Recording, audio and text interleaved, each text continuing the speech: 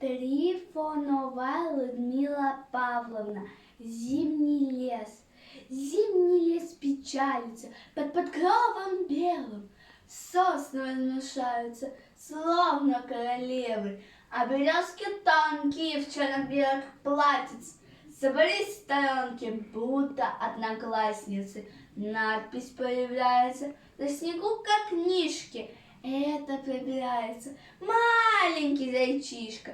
Испугавшись, белка завтрак свой роняет. Серенькой стрелкой хвоя исчезает. На весну надежде прилетает птица, и опять, как прежде, зимний лес искрится.